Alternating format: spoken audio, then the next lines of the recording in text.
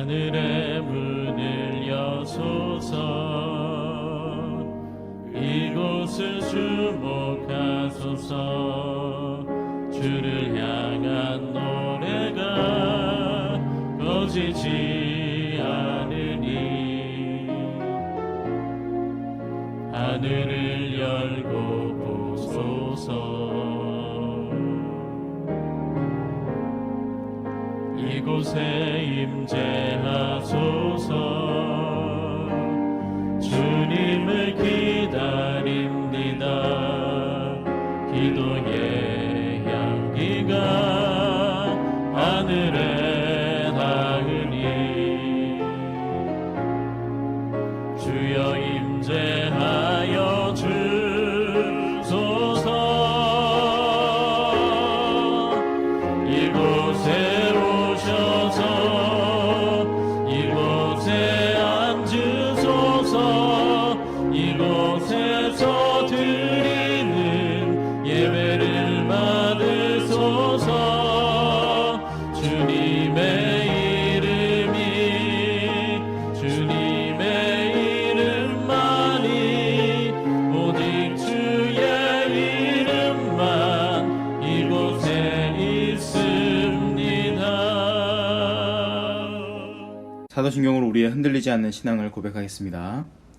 전능하사 천지를 만드신 하나님 아버지를 내가 믿사오며 그 외아들 우리 주 예수 그리스도를 믿사오니 이는 성령으로 잉태하사 동정녀 마리아에게 나시고 본디오 빌라도에게 고난을 받으사 십자가에 못 박혀 죽으시고 장사한 지 사흘 만에 죽은 자 가운데서 다시 살아나시며 하늘에 오르사 전능하신 하나님 우편에 앉아 계시다가 저리로서 산자와 죽은 자를 심판하러 오시리라. 성령을 믿사오며 거룩한 공예와 성도가 서로 교통하는 것과 죄를 사하여 주시는 것과 몸이 다시 사는 것과 영원히 사는 것을 믿사옵나이다. 아멘.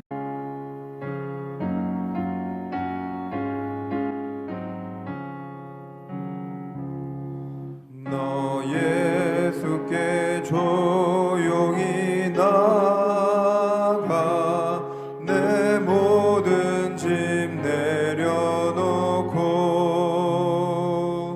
주 십자가 사랑을 믿어 죄 사함을 너 받으라. 주 예수께 조용히 나가 내 마음을 쏟아놓으라. 늘은 미리 보시는 주님 그 은혜를 베푸시리. 주 예수의 은혜를 입어 내 슬픔이 없어지리. 내 이웃을 늘 사랑하여 너 받은 것 거저주라. 주 예수께 조용히 나가 내 마음을 쏟아놓으라. 늘은 미리 보시는 주님 그 은혜를 베푸시리. 주 예수를 친구로 삼아 늘 내 옆에 모시어라. 그 영원한 생명샘 물에 내 마른 목 죽이어라. 주 예수께 조용히 나가 내 마음을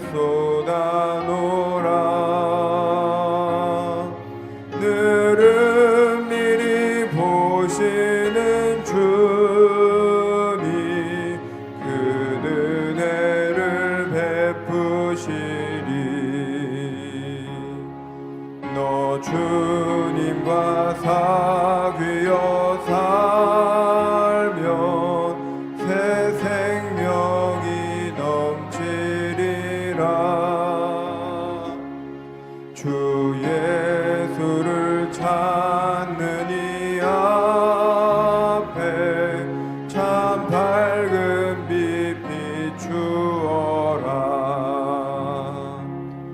주 예수께 조용히 나가 내 마음을 쏟아놓으라. 늘은 미리 보시는 주님 그 은혜를 베푸시리. 오늘 우리에게 주시는 하나님의 말씀은 시편 144편 1절로 15절까지 말씀입니다. 나의 반석이신 여호와를 찬송하리로다. 그가 내 손을 가르쳐 싸우게 하시며 손가락을 가르쳐 전쟁하게 하시는도다. 여호와는 나의 사랑이시오 나의 요새이시오 나의 산성이시오 나를 건지시는 이시오 나의 방패이시니 내가 그에게 피하였고 그가 내 백성을 내게 복종하게 하셨나이다. 여호와여 사람이 무엇이기에 주께서 그를 알아주시며 인생이 무엇이기에 그를 생각하시나이까. 사람은 헛것 같고 그의 날은 지나가는 그림자 같으니이다. 여호와여 주의 하늘을 들이우고 강림하시며 산들에 접촉하사 연기를 내게 하소서. 번개를 번쩍이사 원소들을 흩으시며 주의 화살을 쏘아 그들을 무찌르소서. 위에서부터 주의 손을 펴사 나를 큰 물과 이방인의 손에서 구하여 건지소서. 그들의 입은 거짓을 말하며 그의 오른손은 거짓의 오른손이니이다. 하나님이여 내가 주께 새 노래로 노래하며 10줄 비파로 주를 찬양하리이다. 주는 왕들에게 구원을 베푸시는 자시오 그의 종 다윗을 그 해하려는 칼에서 구하시는 자신이이다. 이방인의 손에서 나를 구하여 건지소서. 그들의 입은 거짓을 말하며 그 오른손은 거짓의 오른손이니이다. 우리 아들들은 어리다가 장성한 나무들과 같으며 우리 딸들은 궁전의 양식대로 아름답게 다듬은 모퉁이 돌과 같으며 우리의 곳간에는 백곡이 가득하며 우리의 양은 들에서 천천과 만만으로 번성하며 우리 숫소는 무겁게 실었으며 또 우리를 침노하는 일이나 우리가 나아가 막는 일이 없으며 우리 거리에는 슬피 부르짖음이 없을진대.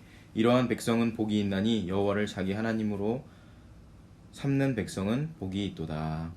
아멘. 하버드 대학의 신경학자인 알바로 파스쿠알 레오네 박사님이 계신데요. 이분이 피아노를 칠 줄 모르는 사람들을 가르쳐서 이 사람들의 어떤 뇌에서 활동하는 것들을 연구한 연구 논문을 발표했습니다. 5일 동안 매일 2시간씩 연습하도록 했는데 마지막 날에는 그 뇌에서 어떠한 활동이 야기됐는지를 잘 관찰을 했었습니다. 그런데 놀랍게도 손가락 운동에 관여하고 나서 그 손가락 운동에 관여하는 두뇌의 피질이 확장되는 것을 발견하게 됐습니다. 두 번째 연구는 다른 연구였는데 피아노에는 손을 대지 않고 똑같은 시간 동안 생각으로만 그 시뮬레이션을 돌렸는데 피아노 연습에 집중하는 생각만 가졌을 뿐인데 어떤 결과가 나왔냐면 놀랍게도 동일하게 첫 번째 연구와 비슷한 연구 결과가 나왔습니다. 그러니까 생각만으로도 뇌의 회로가 바뀔 수 있다는 것을 증명한 연구 결과였습니다. 제가 요즘에 집에서 홈 트레이닝을 하고 있는데요. 운동을 집에서 하고 있는데 헬스장을 못 가서 팔굽혀펴기를 하고 윗몸 일으키를 하면서 하루 이틀 동안에는 변화가 없고 온몸이 그냥 뻐근하기만 했는데 꾸준히 매일매일 지속하면서 몸을 만들고 운동을 하다 보니까 저의 몸에 조금씩 변화가 나타나기 시작했습니다. 근육이 생기고 제 어떤 건강함이 좀 이렇게 제 건강이나 여러 가지가 활기차게 됐습니다. 영적인 근육도 마찬가지입니다. 교회에 나가지 못하는 상황 가운데서도 각자의 자리에서 우리의 지식으로나 감정으로나 그 의지를 들여서 하나님께 우리의 시간과 에너지와 우리의 모든 정성을 드릴 때 시간과 공간을 초월하시는 그 하나님의 임재와 하나님의 터치와 하나님의 함께하심이 우리 모두를 덮으실 거라 확신합니다. 로마서 12장 1절 말씀. 그러므로 형제들아 내가 하나님의 모든 자비하심으로 너희를 권하노니 너희 몸을 하나님이 기뻐하시는 거룩한 산 제물로 드리라. 이는 너희가 드릴 영적 예배니라. 아멘. 우리는 살아있는 제물로 living sacrifice라고 되어 있는 영어로는 하나님께 우리를 드리는 희생 제물로 드릴 때 우리의 영역을 더욱더 굳건하게 강하게 하시고 시공간을 초월한 하나님의 은혜가 우리의 신체적인 필요와 영적인 필요와 우리의 모든 회복을 이루시리라 확신합니다. 하나님께서는 오늘도 하나님의 임재 앞에서 잠잠하게 그 새벽 미명 사모하는 심령으로 고개 숙인 우리 모든 심령 위에 하나님께서 회복과 치유와 하나님의 놀라우신 기적의 역사를 풀어 주시리라 믿습니다.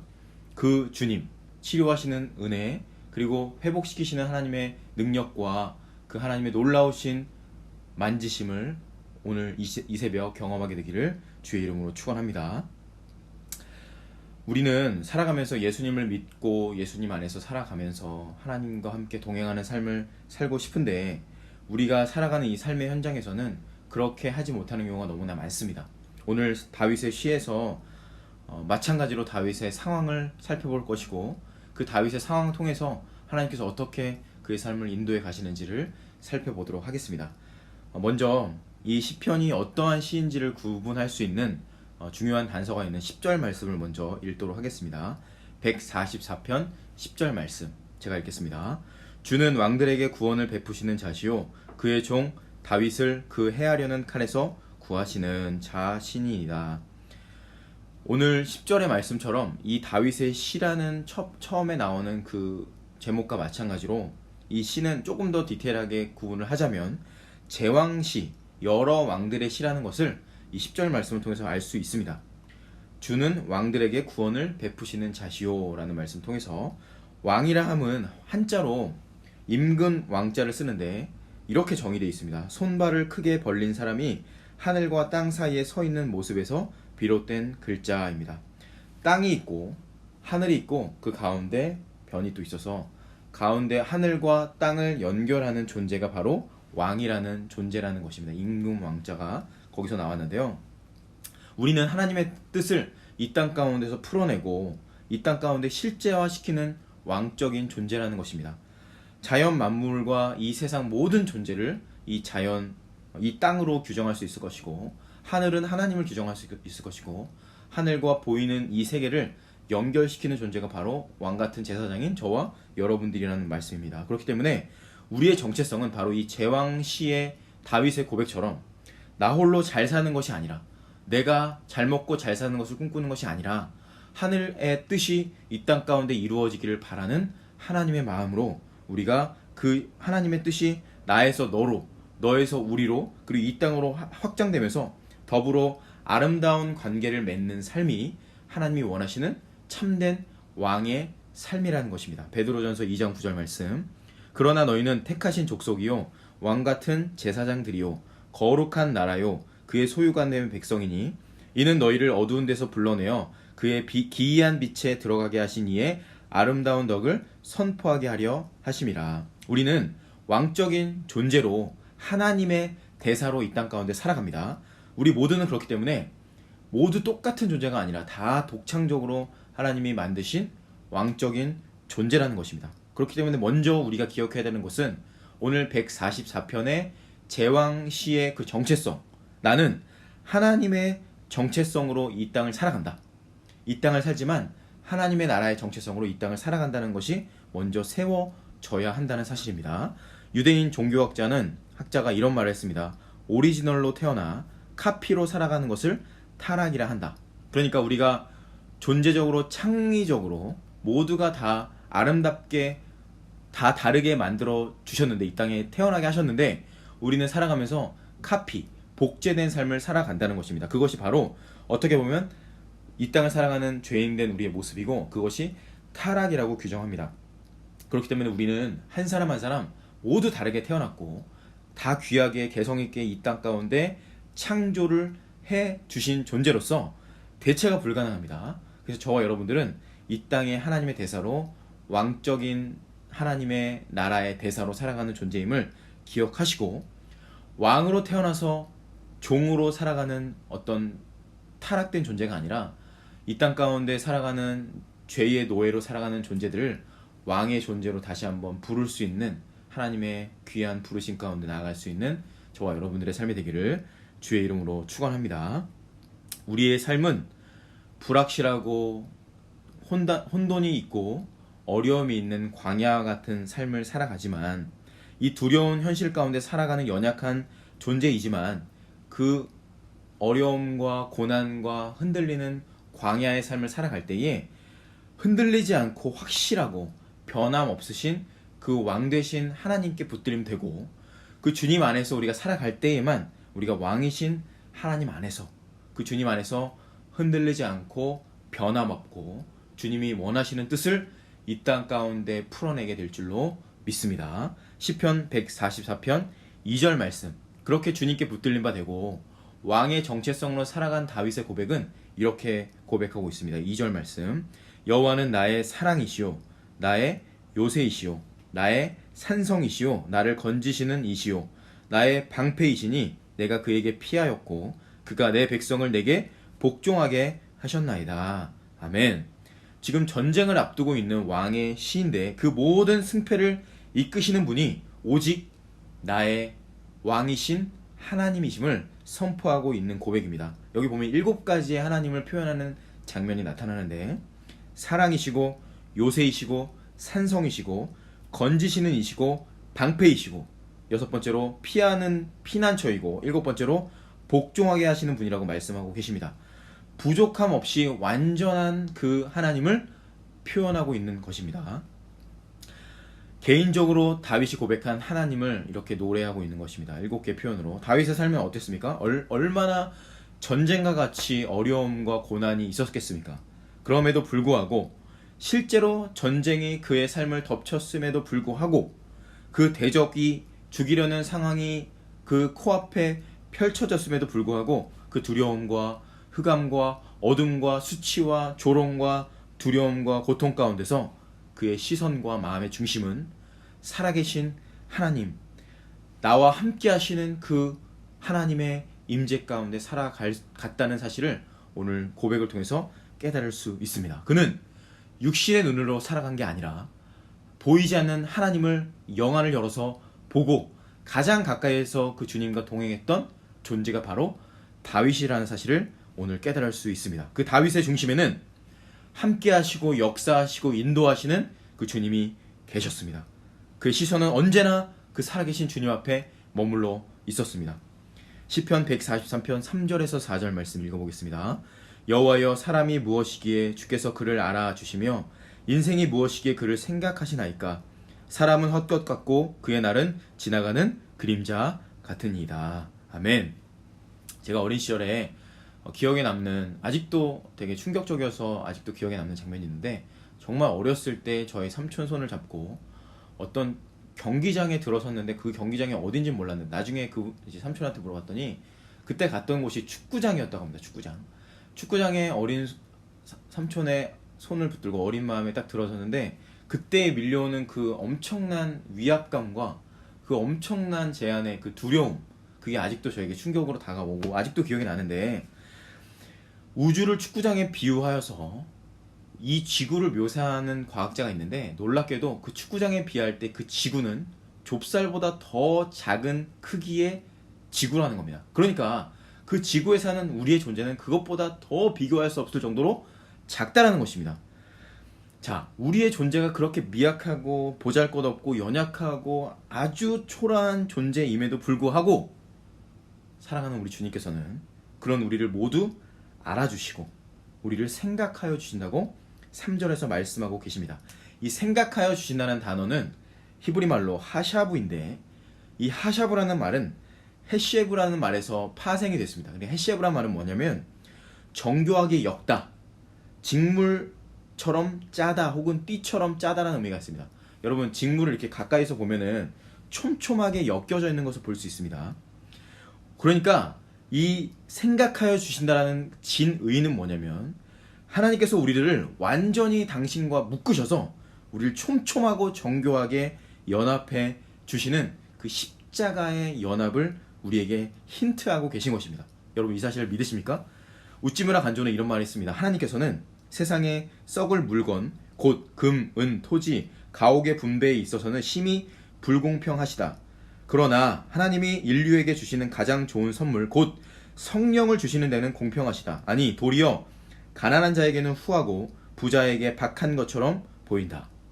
하나님께서는 우리 모두를, 저와 여러분들 한 명도 빠짐없이 예외 없이 하나님의 영으로, 성령 하나님의 영으로 우리를 연합하고 계시는 사실을 여러분 믿으시기 바랍니다.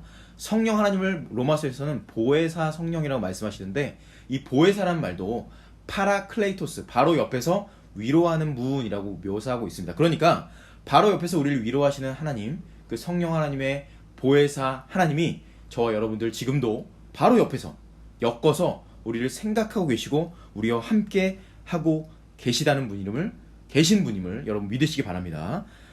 4절 말씀에는 또 사람은 헛것 같고 그의 날은 지나가는 그림자 같으니이다 라는 말씀이 있습니다. 이어서 나오는 말씀인데, 이 헛것이라는 단어는 숨이라고 하는 단어와 동의어입니다. 그러니까 호흡지간이라는 말을 여러분 들어보셨을 것입니다. 들숨과 날숨 사이에 우리의 생명이 있다는 의미인데, 자, 여러분 생각해 보십시오. 우리가 숨을 내쉬고 들이쉬고 이 호흡 안에 내가 생각하고 의식해서 이 호흡을 하는 것 같지만, 사실은 여러분 오늘 새벽에 일어나서 이 자리에 오기까지 여러분 의식해서 호흡을 하셨습니까? 아닐 겁니다. 알람이 울리고 누군가가 나를 깨워서 자리에서 일어났을 때 내가 의식하지 않았지만 내 안에서 그 생명이 나를 호흡하게 해서 이 자리에 있을 수 있는 것입니다. 창세기 2장 7절에 이런 말씀이 있습니다. 여호와 하나님이 땅의 흙으로 사람을 지으시고 생기를 그 코에 불어넣으시니 사람이 생명이 되니라. 오늘도 그 코끝에 들숨과 날숨을 우리와 가장 가까이에서 하나님께서 우리에게 호흡을 허락해 주셨다는 사실 여러분 믿으십니까? 잠들어 있는 우리를 깨워주시고 그 안에서 하나님의 영으로 충만하게 성령의 하나님의 그 호흡을 불어 넣으셔서 이 자리로 우리를 인도해 주셨습니다. 잠들어 있는 우리를 깨워주셔서 이 자리 하나님의 그 존재 앞에, 그 하나님의 임재 앞에, 하나님의 얼굴 앞에 나올 수 있게 되었습니다. 여러분, 그 주님의 은혜, 생명보다 더 선명하고 우리 가운데 함께 하시는 그 호흡보다 더 우리 안에 뜨겁게 역사하시는 그 하나님의 은혜, 그 은혜가 여러분 안에 있으십니까? 살아가다 보면 그 구원과 생명과 호흡의 은혜, 십자가의 은혜보다 내가 살아가는 삶의 현장에서 경험하는 어려움과 고난의 문제가 더 클 때가 있습니다. 출애굽 사건을 통해서 하나님을 뜨겁게 경험했고, 주님께서 그 홍해 앞에서 갈라지는 어마어마한 하나님의 역사를 보았고, 그리고 구름 기둥과 불 기둥으로 당신들을 인도하시는 하나님의 섬세한 손길을 보았고, 만나와 메추라기를 먹이시는 그 하나님의 공급하시는 은혜를 경험하였고, 반석을 통해서 물을 내시는 그 하나님을 보고 느끼고 만졌습니다. 그런데 이스라엘의 고백 가운데서는 감사와 찬양과 애굽에서 우리를 건져내신 그 구원과 십자가와 사랑과 함께 하시는 그 나와 가장 가까이 계시는 그 호흡하시는 하나님보다는 나에게 없는 것들과 부족한 것들에 불평과 원망과 저주와 무기력과 심지어 무감동으로 하나님께 더 많은 것을 요구한 이스라엘의 모습을 볼 수가 있습니다. 시편 78편 19절과 20절 말씀에 세 번역을 읽어드릴게요. 그들은 하나님을 거스리면서 하나님이 무슨 능력으로 이 광야에서 먹거리를 공급할 수 있으랴? 그가 바위를 쳐서 물이 솟아나오게 하고 그 물이 강물이 되게 하여 세차게 흐르게는 하였지만 그가 어찌 자기 백성에게 밥을 줄 수 있으며 고기를 먹을 수 있으랴? 자신에게 있는 그 어마어마한 구원과 은혜와 십자가를 완전히 잊어버린 채로 나한테 고기를 달라는 겁니다. 나한테 밥을 달라고 아우성을 치고 있는 이스라엘 백성들의 모습을 볼 수가 있습니다. 이렇게 연약하고 부족한 존재가, 죄 자체인 존재가 저와 여러분들이라는 사실입니다. 그래서 심지어는 그 고백이 기도가 아니라 하나님을 추궁하는 것 같고 신문하는 것 같고 비꼬면서 조롱하는 것 같습니다. 하나님, 저 구원하신 분 맞죠? 하나님, 저 사랑하신 분 맞다며요. 저를 더 꼼꼼히 역사해 주세요. 제 삶에서 하나님의 역사가 더 선명하게 나타날 수 있도록 저를 인도해 주세요. 근데 뭐 하십니까, 주님? 왜 이 모양 이 꼴로 저희를 만드십니까? 하나님을 위해서 이렇게 해달라고요, 하나님. 근데 왜 저희에게 아무런 역사가 없으십니까? 왜 이러세요, 하나님? 대답 좀 해보세요! 라고 하면서 거의 신성모독 수준으로 불평하고 원망하는 것이 이스라엘의 모습이고 저와 여러분들의 내면에 있는 고백이라는 것입니다. 데렉 히드너는 이런 말을 했습니다. 성경 속에 이런 기도가 존재한다는 것은 하나님의 헤아리심에 대한 증거이다. 인간의 절망 속에서 어떤 말을 하는지 하나님은 이해하신다. 그의 이 코멘트는 이제 주석에 나온 말이었는데 저의 심정을 꿰뚫었고 제 관점을 완전히 뒤바꿨습니다. 그러니까 어떤 의미냐면 하나님께서는 이러한 기도를, 이러한 상황을 성경에 왜 넣으셨을까요? 분명한 것은 하나님이 그 말씀과 기도를 그 성경 가운데 넣으셨다는 것입니다. 그러니까 하나님께서는 우리가 종종, 아니 자주, 아니 매일매일 매순간 이렇게 기도하는 연약한 죄된 존재임을 알고 계시고 이해하고 계신다는 의미가 이 말씀 가운데 숨겨져 있다는 것입니다. 시편 144편 9절에서 11절 말씀을 다 같이 한번 읽어볼게요. 시작.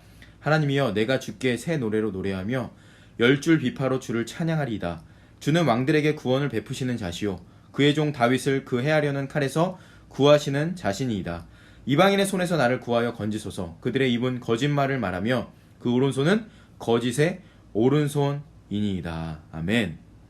우리 앞에 이러한 고통과 질병과 어려움과 고난이 있지만 하나님께서는 그러한 절망과 어려움 가운데서 하나님의 부족함과 하나님의 인도하심 가운데서 우리가 그 모든 것 가운데 불평과 원망과 저주의 말을 내뱉는 존재라는 것을 하나님은 아시고 그런 것까지 무시하지 않으시고 거기에 하나님께서 이러한 절망의 기도를 넣으셨지만 하나님께서는 놀랍게도 그 모든 것을 9절 말씀처럼 새 노래로 노래하며 열 줄 비파로 주를 찬양하리이다. 이 모든 것을 반전시키셔서 하나님의 새로운 역사하심으로 인도해 나가실 것을 우리에게 말씀하시는 하나님이심을 여러분 믿으시기 바랍니다. 요즘에 코로나19 때문에 저와 여러분들이 항상 어려움 가운데 절망 가운데서 어두운 메시지를 듣기도 하고 절망 가운데 사로잡히기도 합니다. 생각할수록 그리고 고민할수록 부정적인 늪에 빠지고 있는 것이 저와 여러분들의 것입니다. 제가 기도하면서 하나님 언제까지 도대체 이것이 계속될까요? 우리 교회 그리고 한국교회뿐만 아니라 전 세계에 있는 수많은 교회와 선교사님들이 지금 이러한 상황 때문에 완전히 길이 막혔습니다. 이런 기도를 통해서 하나님이 어떠한 저에게 응답을 주셨냐면 이 다윗의 시를 통해서 제가 묵상하면서 큐티하면서 이 많은 시편의 저자인 다윗의 삶을 보게 하셨습니다. 인류 역사상 가장 아름다운 시를 쓴 이 다윗의 시, 문학 작품이고 노래이고 아름다운 목소리를 냈던 이 다윗. 그런데 여러분 생각해 보십시오. 그 당시에 다윗은 3천 년 후에 우리에게 이 말씀이 전해지고 이걸 통해서 많은 사람에게 영향을 줄 거라고 상상이나 했겠습니까? 절대 못했을 겁니다. 엄청난 압력 가운데서 그 압력을 뚫고 하나님의 인도하심을 받았지만 불평하고 원망하고 저주하는 삶을 살았습니다. 그런데 그 강한 압력과 힘과 무게와 온도 가운데서 당신의 그 고통 가운데서 그 모든 것을 하나님이 인도하시고 계시다는 것을 그때는 몰랐겠지만 3천 년 후에 우리를 통해서 그 사실 우리는 분명하게 깨달을 수 있습니다. 위대한 예술가 다윗이 탄생할 수 있었던 것은, 변화될 수 있었던 것은 그에게 있었던 엄청난 압력과 엄청난 온도의 불이었습니다. 그 불과 그 압력이 다이아몬드를 만들고 엄청난 정금을 만드는 것처럼 다윗을 가장 아름다운 시의 저자로 만들어 내셨습니다. 마찬가지로 우리의 삶도 마찬가지입니다. 고통의 순간, 어둠의 골짜기, 눈물의 골짜기를 우리가 건너갈 때에 우리는 느끼지 못합니다. 사실은 보이지도 않습니다. 하나님 어디 계시죠? 날마다 내 마음 가운데 부정적인 말과 원망과 괴로운 말들이 쏟아져 나오는 것이 우리의 모습이지만 여전히 하나님께서는 그 가운데 역사하고 계시고 우리 가운데서 살아 숨쉬며 호흡하고 계시는 분임을 여러분 꼭 믿으시기 바랍니다. 하나님께서는 우리와 공감하고 계시고 우리를 오늘도 위로하고 계시고 오늘도 회복하기 원하시고 우리를 치유하기 원하시는 분임을, 그래서 마침내 다윗을 그렇게 아름다운 하나님의 나라의 왕으로서 세우신 것처럼 우리를 그렇게 만드실 거라 확신합니다. 마태복음 27장 46절 말씀.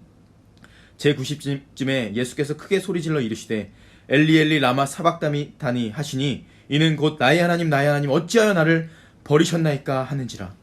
그분이 그 예수님께서 그 가장 절망의 끝에서, 흑암의 끝에서 하나님의 거절을 경험하셨지만 그 모든 절망을 뚫고 하나님의 나라에 가장 존귀하게 쓰임 받으신 것처럼 하나님께서는 우리의 절망을 우리의 희망으로 바꾸기 위해서, 우리의 모든 고통과 모든 질병을 회복시키기 위해서 예수님 당신의 십자가를 지셨음을 여러분 기억하시기 바랍니다. 절대적인 흑암 가운데서도 하나님으로부터 완전한 거절을 경험하셨음에도 불구하고 그 하나님의 진노를 완전히 껴안으시고 우리를 그 어둠에서, 모든 절망에서 우리를 희망으로 빛으로 인도해 내셨습니다. 그 주님이 저와 여러분들의 하나님이고 그 주님이 이 시간 우리와 함께 호흡하고 계십니다. 주님, 우리를 회복시켜 주십시오. 우리를 살려주시고 우리 가운데 하나님의 은혜를 내려 주십시오. 이 고백이 다윗의 고백뿐만 아니라 저와 여러분들의 고백이 되어서 지금 어려움 가운데서 코로나19로 허덕이는 상황이지만 우리가 함께 그 주님을 바라보고 그 십자가를 통과하셔서 마침내 부활의 영광을 보여주신 하나님의 영광스러운 그 복음에 참여하여서 우리를 존귀하게 하시고 우리 교회를 아름답게 하시고 마침내 하나님의 나라를 이 땅 가운데 실제로 나타내실 그 주님을 찬양하도록 하겠습니다. 우리 함께 그날을 바라보시고 오늘도 있는 그 자리에서 하나님만을 예배하시고 하나님 안에서 즐거워하시고 주님만을 사랑하고 주님만을 기뻐하시는 저와 여러분들 되기를 주의 이름으로 축원합니다. 우리 함께 말씀 붙들고 기도하는 시간 갖겠습니다. 하나님, 오늘도 하나님의 말씀 안에 살게 하여 주시고 어려움 상황과 절망적인 순간이지만 그 어떤 상황에서도 흔들리지 않고 그 모든 절망과 어둠을 통과하신 사랑하는 예수님처럼, 사랑하는 다윗처럼 하나님 그 모든 상황을 은혜로 돌파하게 하여 주시고 모든 것을 인도하시고 붙들어 주신 그 하나님과 함께, 예수 그리스도와 함께 이 모든 과정을 통과할 수 있는 은혜를 저뿐만 아니라 우리 왕성교회 모든 공동체와 교역자들과 모든 성도님들 될 수 있도록 주님 은혜를 베풀어 주시옵소서. 기도해 주시고 코로나19로 허덕이는 많은 지체들과 질병 가운데 있는 많은 지체들을 위해서 기도하시고 모든 영혼이 하나님의 치유를 경험할 수 있도록 우리 함께 기도하고 예배를 마치도록 하겠습니다. 같이 기도하겠습니다.